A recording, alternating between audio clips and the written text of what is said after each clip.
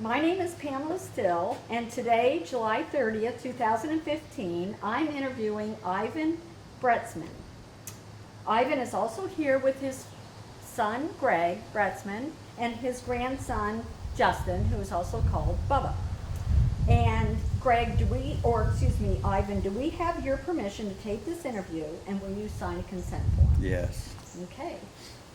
So Ivan, you played a very important role in Mount Holly Springs' recent history.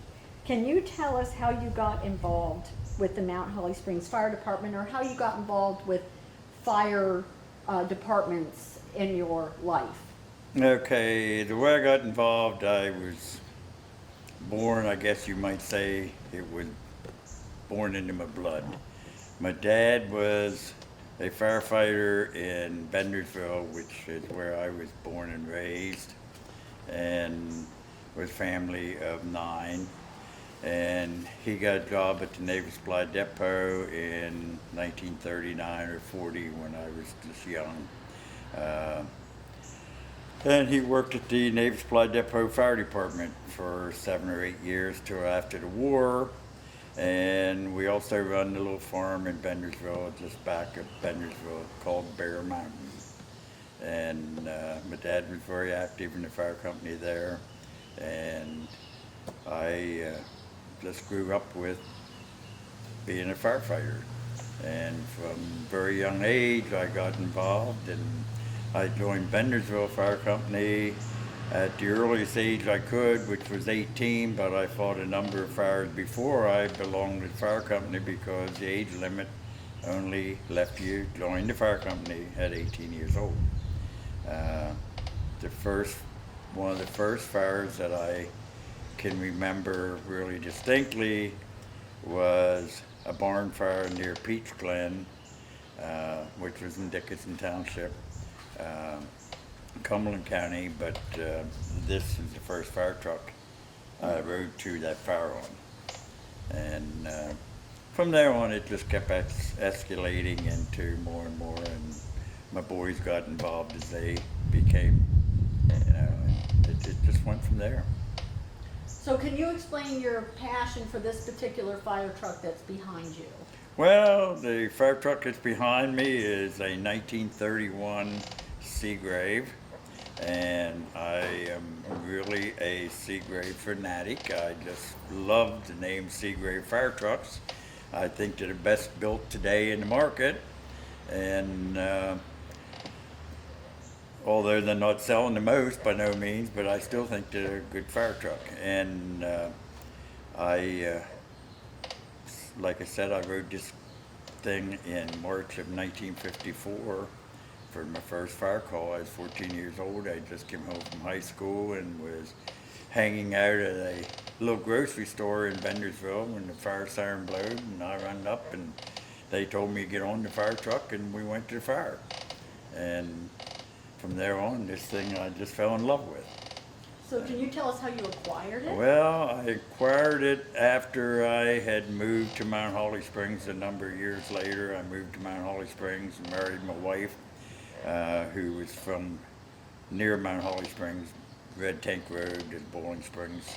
I joined Mount Holly Springs Fire Company in 1958, and I became very active from the word go. And throughout the years, we had bought a fire truck from New York City that was having rehabbed at Waynesboro, Pennsylvania. And we would go back and forth to Waynesboro to keep an eye on the ladder truck we had bought. And I stopped at the firehouse one day in Bendersville, made them an offer and on this old fire truck, and they wasn't using it anymore. And it just was sitting there, and I made them an offer, and I didn't think I'd ever get it, but 3 years later, they called me and said that they wanted to sell me the fire truck. If my offer was still good, it was good with them, if it was good with me. And I said, yeah, it's good with me. So I bought it. And that started my whole collection. I really only ever planned on having this. And I bought it, and then just as things came along, one came along, and then another one came along, so now I ended up with 3 fire trucks and the antique Chiefs car. and that's pretty much the story.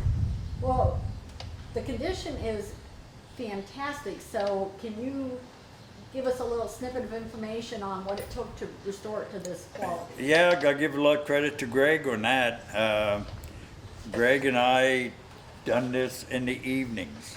I own and operate the garage here in Holly, as you all know, and we just took and put it in a bay down at the garage, and we tore it apart down to the frame, and we just took it piece by piece and restored it, and we started taking it to parades and to pumping contests and so on, and everywhere it went, it would win, and people would say to me, "Hey, who done that for you?" I said, "Well, we done it ourselves," and it became a business for me. We've done probably, 25 fire trucks over the past 25 years. In fact, I'm doing one right now for Dallastown, Pennsylvania. We're doing a 48 Mac over for them, and it just became a way of life for me. So do you still currently go to parades and take this fire truck? Yeah, we do. We haven't been too active in the last year because some of the health problems. My wife had open heart surgery 2 years ago, and Greg's been diagnosed with cancer. Well, you've done a fabulous job restoring that, and can you show us the 1895 postcard? Sure that you can. have? All my recollection from what the older people in Holly before me has told me, that is probably the first piece of fire apparatus that Mount Holly Springs owned. And I'm not sure who built it. There is a number of rumors that it was built by an outside company, but I was also told by some of the older members that no, that thing was put together right here in Mount Holly Springs, ahead of that engine that you have in there. So, and I don't really know a whole lot about it, other than it was 1895 fire protection in Mount Holly Springs. Can you tell us a little bit about the original firehouse? The original firehouse, which I got a picture, if you want to snap a picture of the firehouse over here. No, this was the original firehouse built in 1911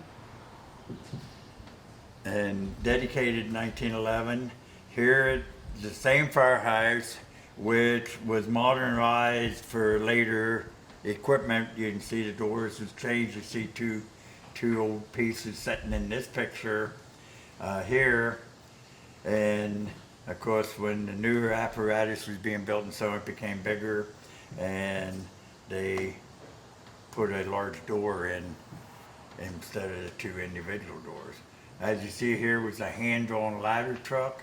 Here was a hand-drawn steamer or pumper. I'm not sure exactly what they were, but there's many pictures. But that fire truck or that firehouse sat right down here at the corner beside the Mount Holly Springs Bank. So when you moved to the existing fire department, can you tell us what happened that particular week? Well, when we moved, the old schoolhouse became abandoned and sat empty for a couple of years. In fact, I guess it sat empty for probably 7 or 8 years. I think the schoolhouse was built, the new schoolhouse was built in 1955, and in 1961, we acquired the old schoolhouse for $20,000 and converted it into the existing firehouse that's still here in Mount Holly Springs today yet. We moved into it in February of 1963, and we get off to a bad start. A friend of mine by the name of Bob Sugarts, who is well known in Mount Holly also, he served as past president of Mount Holly Springs Fire Company and drove to many, many calls in Mount Holly Springs. him and I took the two pieces of fire apparatus, which was a 1953 Seagraves and a 1939 Mack from the old firehouse to the new firehouse in 1963 in February, and that was on Friday at noontime. And Friday night we had a call on the Holly Pike, which was an auto accident, and we had 4 people killed in that automobile accident. And Saturday, it snowed all day long, and Saturday night around 11 o'clock we got a call for a house fire on Hill Street in Mount Holly Springs, which is the house right down the way here. If you want to swing your camera around, you can see the house, which was the last and probably one of the only fire deaths that I can think of in Mount Holly Springs that ever occurred. The second house down there. And, so we get off the bad start. We had 5 dead and 2 calls, and it snowed like crazy that day on Saturday, and the fire trucks were all getting stopped. And the water situation was bad. We didn't have very good hydrants in town at the time, and but we lost a resident of Mount Holly Springs at that time. So how about some of the other memorable situations that you've had to deal with? Well, I became fire chief in 1966. One of the first things I can remember when I took my week's vacation, I was working at the time at Call Auto Parts. I took my week's vacation the first morning at 6 o'clock. I had a knock on the door. A fellow came to my door and said my wife became missing. And we started a search. We started a search for her. She was from Dickinson Township, and many people remembers the search of that. It went for weeks and weeks. We searched day in and day out, and searched the mountains and so forth, and we did not find her. And in deer season the following year, she was found about 2 miles from her home, deceased, of course. And that's one of the biggest stories I can remember of that we had. We also had a major fire at the Rocky Sawmill in Goodyear, which was one of my first fires that I was involved with as far as being the fire chief at the time. I think that was 1968 or 69. From there on up there was numerous amount of fires we could talk about, but none in particular. The biggest things then came along in 1970. We had the major flood that hit Mount Holly Springs. And that one, I don't know what to say about it, except that we had 6 or 8 inches of rain on a Thursday evening. It just flooded out everything in Mount Holly, and it also washed the creek bank away behind the food market down here, and on downstream behind Butler Street. It washed the banks away, and it just flooded Mount Holly Springs fiercely. It was probably the worst flood. We can talk about the hurricane floods of Agnes and what was the other? Agnes, and there was 2 hurricanes, 72 and 75. But they was nothing compared to the 1970 flood. So when the underpass flooded, what did you have to do to remedy the situation? Did you just have to wait for it to? No, we actually pumped solids and so on for weeks. And I just asked the boys at the firehouse the other day if they can remember, and I'm not sure. The fair's coming up here in Mount Holly now, and I think if I remember right, that was on July the 13th that the flood hit, and our fair was a month later. And I think, if I can remember exactly, I think we canceled the fair that year because the guys were so tired. And but anyways, getting back to the flood, there was water 4 or 5 feet deep down around the ball diamond, and it washed the roadways out. It washed the gas tanks out of the ground up at the Katie Weiser service station. The Holly Gap was closed off due to high water, and I think it's probably the only time that the Deer Lodge ever had water in it. There was like 2 feet of water flowing through the Deer Lodge. Did it just hit the Mount Holly area or? Mount Holly and downstream, Williams Grove was hit really bad too, because it was a local storm that came across, as I understand it, came across Big Flat, which is southwest of here, and got between the two mountains, and it just downpoured. So. Can you talk a little bit about the volunteers? It sounds like you had very strong volunteer. Volunteerism in Mount Holly Springs at one time was very, very strong. We had a lot of active volunteers. Unfortunately, it's not that way anymore. The state, and I don't mind saying this, if you don't mind printing it, I'm going to tell you how I feel. I think the state of Pennsylvania has taken the volunteerism out of the fire service. They want, and they are demanding so much in training and activities and so on. And the guy has a family to support, and he just can't do the mandated training he wants. We used to have active training here in Mount Holly as a volunteer situation. We volunteered every Wednesday night to spend one night a week volunteer training. And I don't care what anyone says, we had the best trained firefighters that anybody could ever find. Now it's all mandatory, and you can't do it here at your local fire stations anymore. Now you have to go to Hack, or you have to go here, you have to go there. You pay so much for a course, and believe me, the state of Pennsylvania has destroyed the volunteer firefighters. And I don't mind if you print that. Well, Ivan, we're standing underneath a sign that is very interesting, and it says, "Welcome home, wild man." Well, Get I well guess you're soon. talking about me there. Could you explain? Well, I can explain.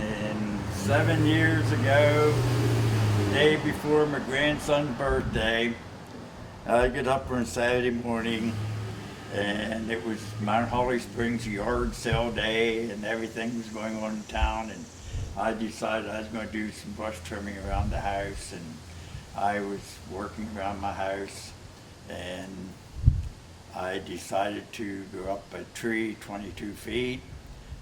After my son Greg came down and asked me what I was doing, I said, well, I'm trimming some trees and so on. He said, while you're here, why don't we get the ladder and cut that big limb off? It's going into Bubba's basketball court. And so we decided we'd do it. And we set the ladder up, and I went up and sawed the limb off. And the limb put me and the limb both out of the tree. And I was hauled to Hershey by Lifeline, where I spent 23 days unconscious with head injury, and all my ribs was broken up, my pelvis was broken. But anyways, that's the sign they put out when they brought me home. 23 days later. And 23 days later after that, after they brought me home, 23 days later, I was at the Mount Holly Springs Fair a night or two after that. I was in a wheelchair, but I was there.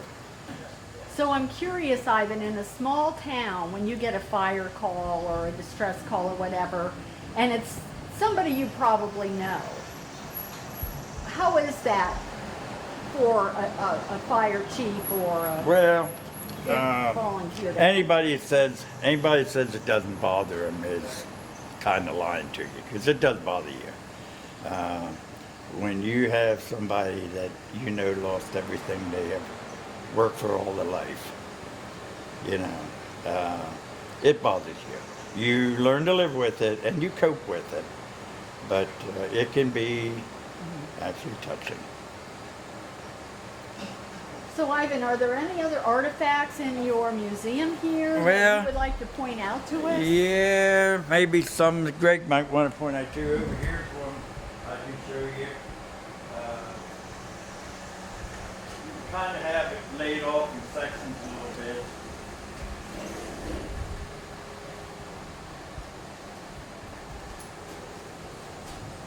bit. This section here is dedicated to the 911 of September 11th. Is dedicated to the New York firefighters and so forth that lost their lives in the 9/11 attack. Did you have something here in Holly to show your respect for them? Well, we have all the fire trucks that was destroyed. We have all the firefighters that died on posters there. We have several posters throughout. We've got the guys raising the flag and the Ground Zero, and we have pictures of Ground Zero. You just can't forget and never let it out of your memory. You know, so we got this section dedicated to them. Here's another section dedicated to the forest fire history. This is the older materials that was used to combat a wildfire in the areas. As you know, I've been a forest fire warden since God knows when. I think I was appointed in 1970, and have been active throughout the years. It shows some of the older equipment. This, for example, is a rich rake.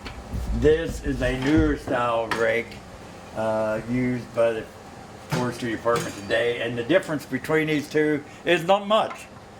But this rake is kind of interesting because if you're familiar with fighting any forest fire, you go out and you hit steep banks. Well, you need to change the angle of the head. And if you're coming up a bank, you need to change the head again, which is a contemptible head to change, but you need to slant it that way so that you can pull the leaves. It's just one of the things. There's not many of them around anymore, but I happened to find one and I got it for my collection. The rake, or the broom was a very good thing for scraping leaves and stuff off of hard surfaces such as rocks and so on. Today, it's not used much because the blowers. We use leaf blowers today, which is 10 times faster, 10 times better. The Indian tanks, these are true what they call Indian tanks. They were used to carry water to the fire line. Today you have a much more comfortable, what they call a bladder bag that goes in your back. And I'm getting a fire call right now. Let's see what it is.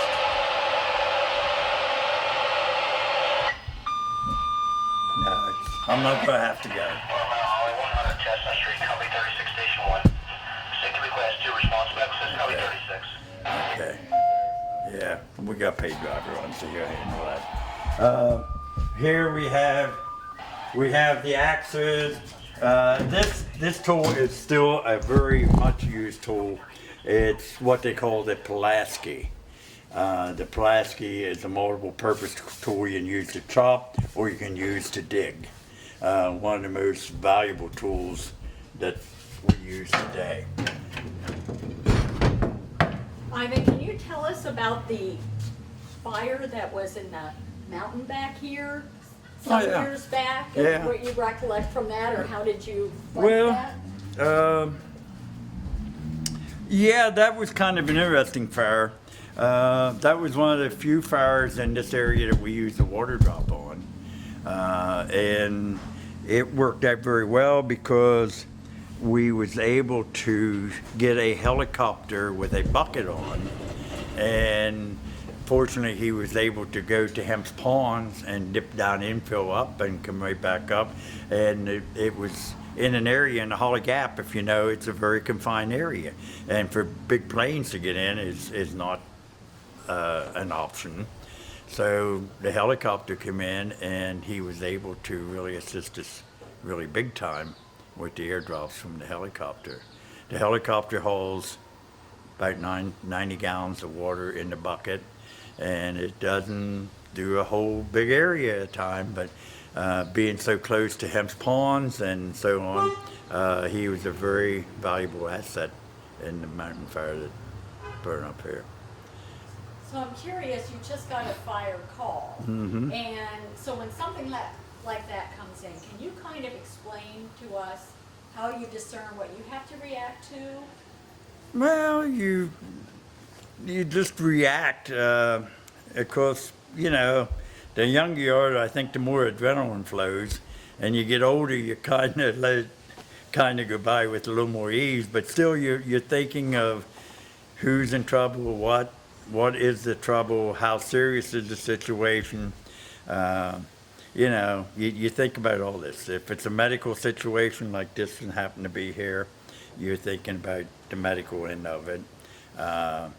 If it's a fire situation, you're thinking about the weather, you're thinking about the conditions, the dryness. You know, you just got to keep it all in mind. So.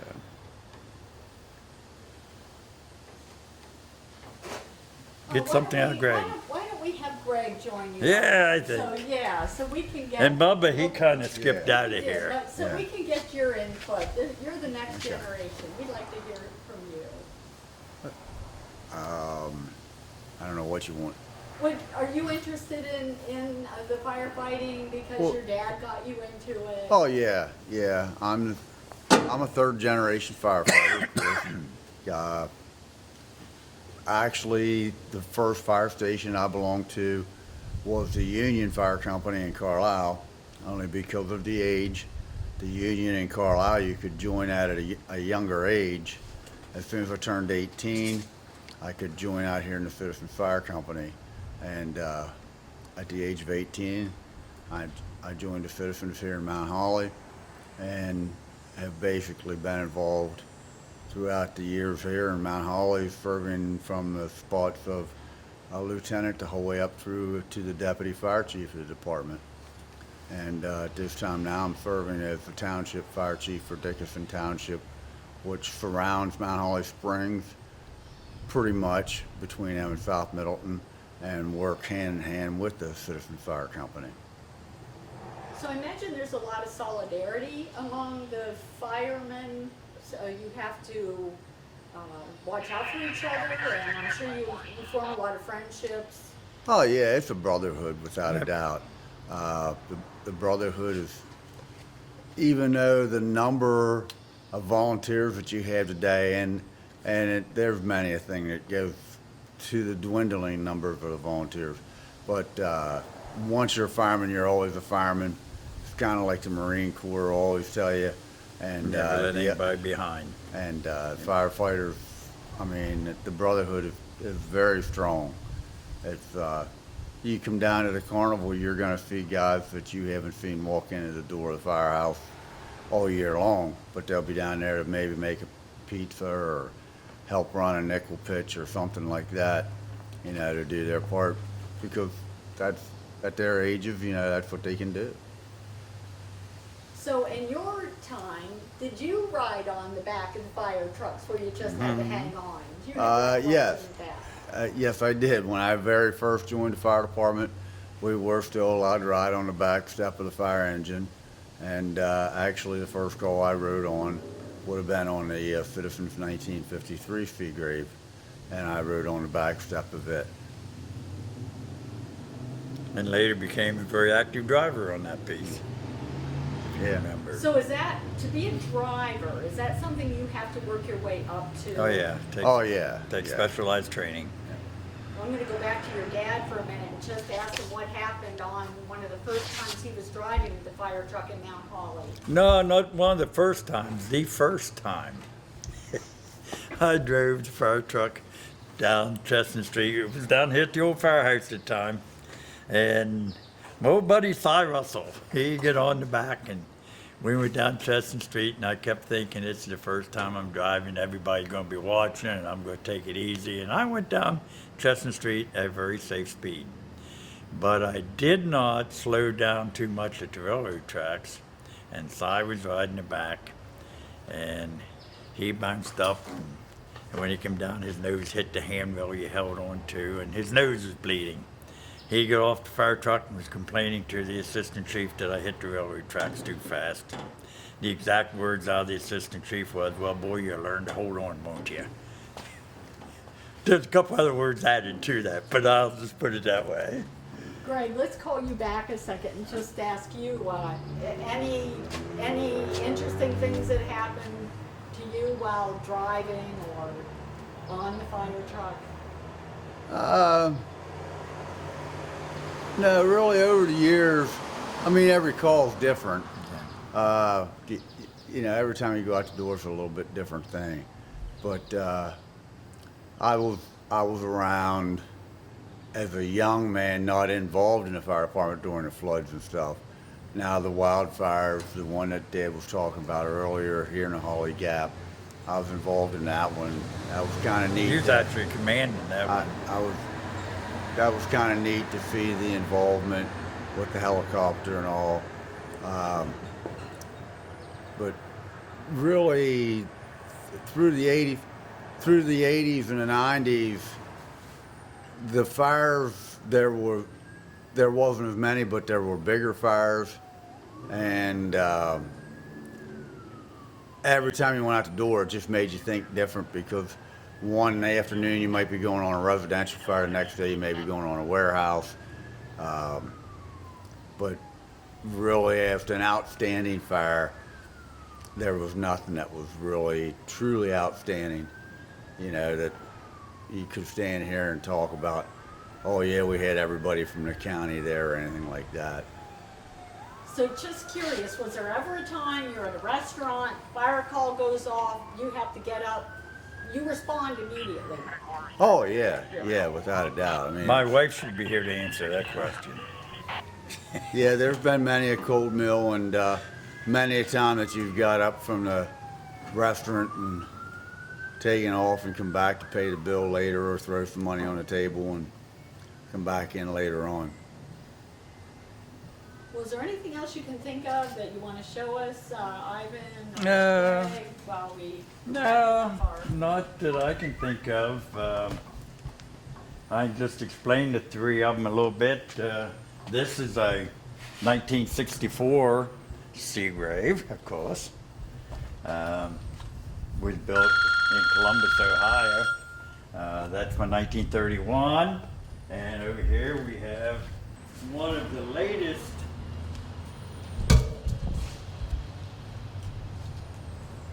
one of the last few made open cab fire trucks, as we call them. This is 1972, and it's also a Seagrave. Was sold to a iron making town right close to Pittsburgh known as Charleroi, Pennsylvania. And we was able to get a hold of it, but it's really a beautiful fire truck. It's adorable, but it's all outside body. You know, driver and one other officer sat in the front seat. Everybody else either sat in the front seats or in the temporary room. Well, Ivan, As Greg nicknamed it, the real deal. It is the real so you came up with the names of your deal. fire Oh yeah. trucks. Well, I didn't come up with the old Seagrave. My first, that was named Big Bertha in Bentonville years ago. Because it was in its day. You guys trying to get famous now here? It was comparable in years ago. It was comparable to a Model 4. It was the same year. And it was a big fire truck in its day. Now it's a little bit. Yeah. Well, Ivan and Greg, we want to thank you for showing us your museum and all the One work more thing, you've done. Oh, yes. keep your thing on, I'm gonna blow your roof siren. Which also came from Bendersville. Just keep your noisemaker on.